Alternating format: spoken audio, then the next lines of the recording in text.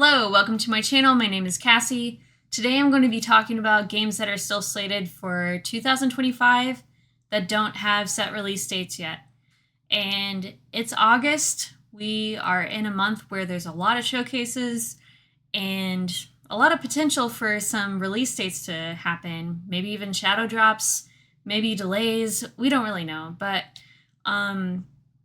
there's 22 games on my wish list that say 2025 that don't have any set release dates, and we haven't really heard anything on them quite yet. But I narrowed it down to 10 games that I'm most looking forward to. Not to say that the others I'm not, because I am. And there's still some that are, projected for next year, and some of them that don't have any date at all. But I'm not going to include those. So these are only the ones that are supposed to come out this year.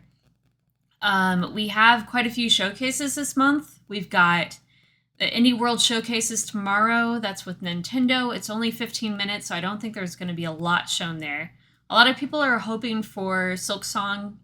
Now, I'm not a Metroidvania fan. I've been trying to get into the genre, and hopefully at some point I'll get into it. Something's going to break me at some point, I think, because I like the visual style, and I like the gameplay is really cool. I just personally have not been able to get into them. But I want to. So maybe at some point, but I've not played Hollow Knight, so I can't really say, but I know a lot of people are super excited for it, and I'm excited for them, if it does come out this year, which they say it's supposed to, but they said that last year too, so we'll see. I also, let's see, Wholesome Games is tomorrow. There's they're doing a Steam event starting tomorrow, and I think there's supposed to be some announcements there as well. Wholesome Games has a really good amount of games that they promote and stuff, and I really like them. So we've also got Gamescom near the end of the month, and that's in Germany, and it's a really big showcase, a big event, lots of demos and stuff. I think Silksong's actually a playable demo there, so that could be where it's shown. I really don't know, but I think that's more likely than Nintendo's indie showcase, to be quite honest. And then we've got Future Game Showcase, which is surrounding Gamescom, and they usually have a lot of stuff to show as well, and sometimes they do a mix of indie and AAA. So yeah, there are always ones to look out for that I think a lot of people kind of sleep on. But yeah, so now this is just my list of games that I'm excited for. I'm not saying, push these dates out or anything like that. I'm just, just anticipating them, and I'm excited to see them. So that's the only reason for this video, really. Not anything else. If they get delayed, that's fine. It's not a big deal for me. I'm not one of those people. So just to make that clear. Moonlighter 2, The Endless Vault.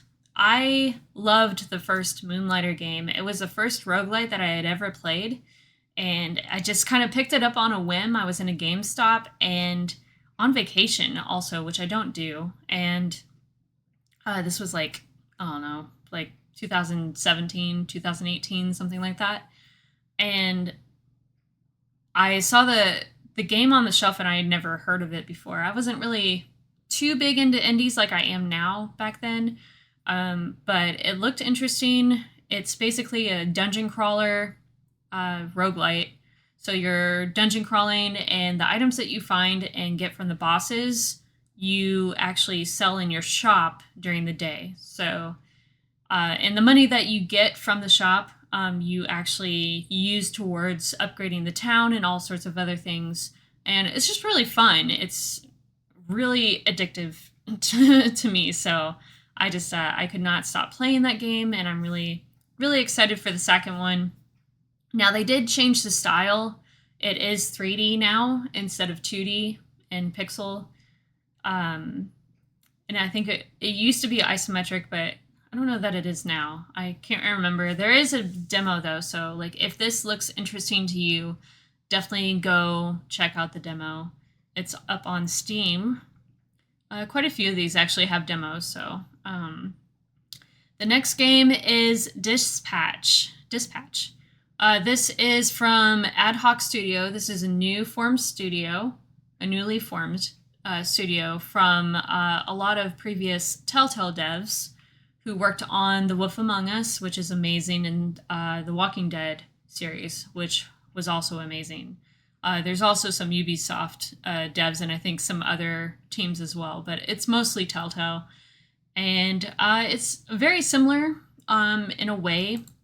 You're playing as these different superheroes that are kind of misfits in a workplace, and you're dispatching the other superheroes out to fight these crimes and stuff. And it's really different. It's not like a typical Telltale game in that sense. I didn't really expect that kind of gameplay when I went into the demo, but I found it really cool. And the animation style is really, really good. Like this could be like an animated series, like on I don't know, Netflix or something, and do really well. Of course, it also has like the narrative, like choose your own adventure sort of thing, where you decide what you're going to do as well. But the like dispatching elements and doing all that was different. So definitely check out the demo for that because that's up, and I'm really looking forward to it a lot. Winter Burrow. Now, this is a game that I've been excited for a while. This one is where you play as a mouse and you're out in the wilderness, like during the winter time, and it's kind of like a survival cozy. I don't know if you would. It is a cozy game. It's cute, and it reminds me kind of like of Redwall, which I used to be into when I was a kid. Actually, it's still good. Redwall series about a mouse, but you have to survive, and you're collecting and gathering like resources, like sticks and yarn and stuff like that to kind of like upgrade your house. You can like upgrade your couch and your sofa, and you have to like cook your meals and stuff to replenish your health because there are enemies like big giant bugs and stuff that you have to fight. And then you can also like create like snowshoes and stuff that'll get you like through the snow a lot easier, and sweaters and stuff. It's been a while since I've played the demo, and I think they changed some stuff up on it since then, but I'm really looking forward to it, and it's very unique. I think it's their first game as well.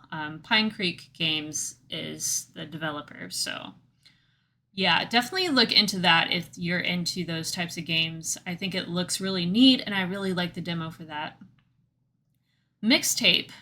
This one is from the devs Beethoven and Dinosaur. They created The Artful Escape, which I've heard really good things about, but I have not personally played. This is where kind of like has like Life is Strange vibes, but I know it doesn't really play with like that. Just a bunch of teenagers kind of running around, and I guess like it plays kind of like music episodes, kind of like music videos, and collectively they form a mixtape.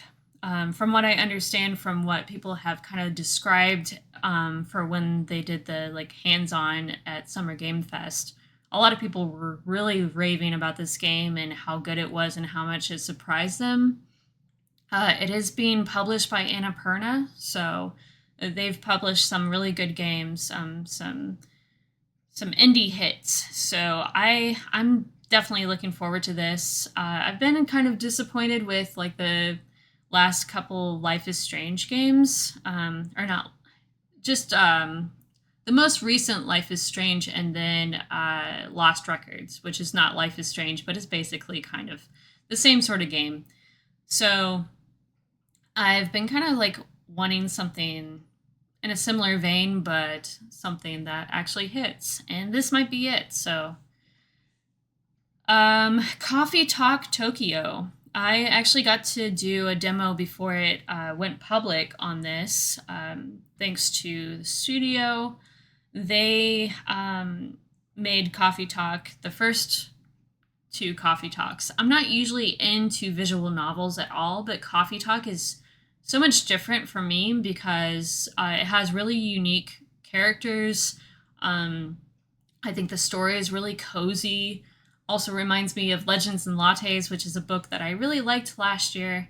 And I just actually I read the book after I played Coffee Talk, so but I really like it. Also, like, you know, you serve them coffee and tea, and I think adding that little bit of simulation to it makes it a little bit different than a typical visual novel. So that's why I like Coffee Talk. And this time they're not in Seattle, they're in Tokyo. And it has like some returning characters in it too. So I really suggest playing the first two if you haven't before. They're, you know, I want to say probably about 8 hours long, maybe less than that for the first one, but they're really good and super cozy. And yeah.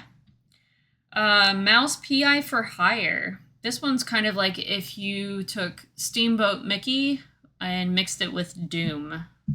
And it looks really, really cool. It also kind of has kind of like the Cuphead animation style, which is kind of like, you know, old school, early Disney, which I really like. It's in black and white. And you're going around as this mouse and you've got a gun and it looks really fast paced. And I really love that kind of animation style. It's really cool to me. Just something that I just find really fascinating, honestly. So yeah, this one is by Fumi Games and being published by Playside. I'm not familiar with any other stuff before, so I'm not really sure, but it looks really cool. So definitely look into that. There's not a demo for it, but yeah, keep an eye out for it. The next one is a guilty pleasure game, PowerWash Simulator 2.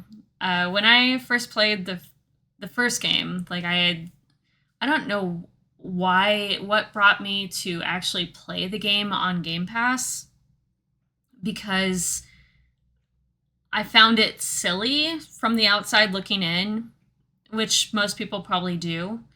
But then I like started playing it and I was kind of like in a like, I don't know, I was in a funk. I was depressed and like not having a good time.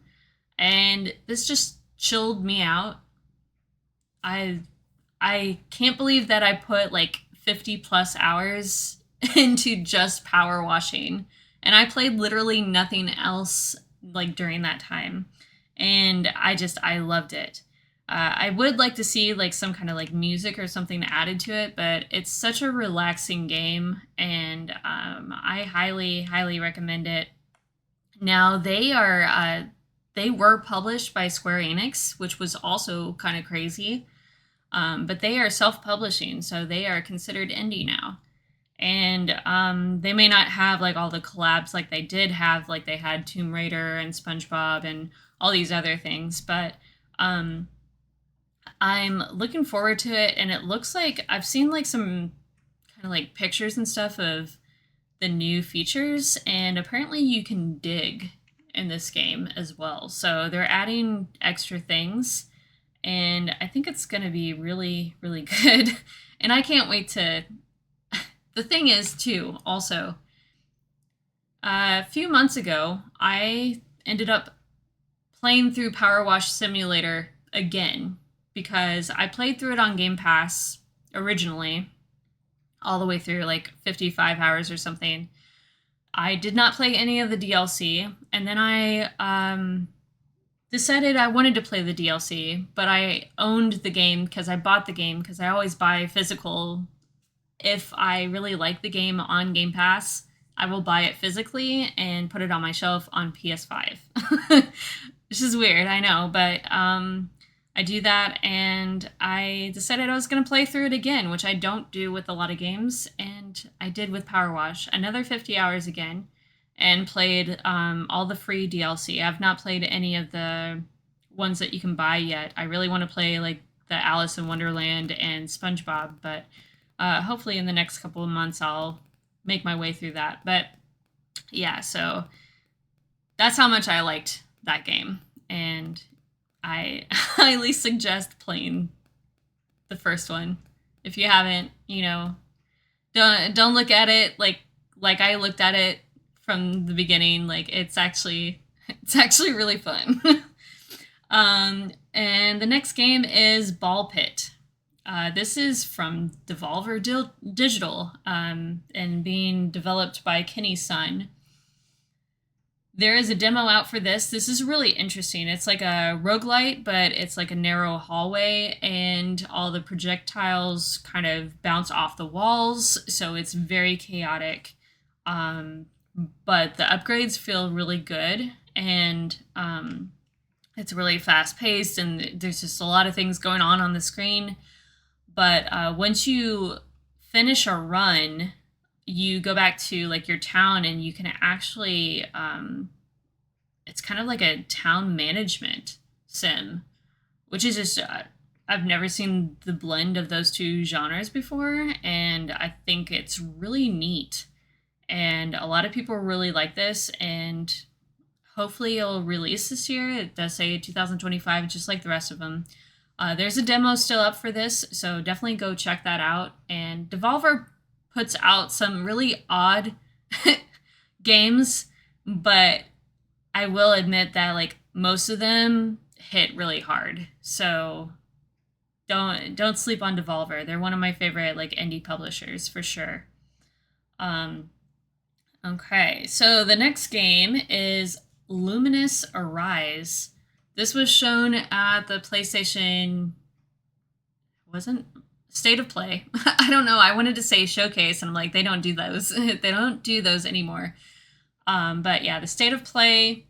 I've never played Luminous before because I did not own a PSP or PlayStation Vita, so I never got into those games. But I do really like rhythm games, and it kind of reminds me of Child of Eden, which was on the 360, which was a really, really good rhythm game that I think a lot of people slept on. But it's also, I think, actually, I know it's by the same people that did the Tetris Effect, and I think they also did Rez, which is supposedly the spiritual successor to Child of Eden, which I have not played Rez, so maybe that makes sense that it would remind me of that. So just something that I just randomly thought of, but yeah, it looks really cool, and I love the vibes of this, and I definitely want to get my hands on this when it comes out. And I don't care if it's on PlayStation 5 or wherever else, but yeah. And then my 10th game that I'm excited for may come as a surprise because, as most people will know, I'm not a big fan of beat 'em ups, and I'm not really too big into side scrollers or fighters in general. But there are sometimes exceptions. I really liked Shredder's Revenge a lot. And that same team is doing a Marvel game in the same style. It is called Marvel Cosmic Invasion. So this is going to be really cool.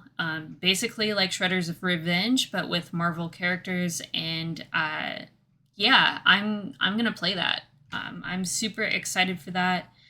And it kind of just came out of nowhere because I don't think I remember like hearing about it until like a couple months ago, and that was the first time. So I think maybe that's when it was first announced, actually.